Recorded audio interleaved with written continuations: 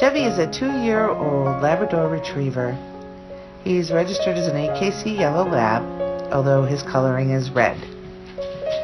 Red Labs are very rare and they're a recessed gene in coloration. However, natural-born reds, such as Chevy, are not common in litters.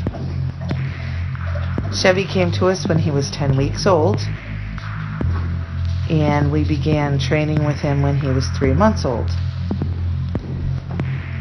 Chevy has been through all levels of obedience, as well as therapy dog training,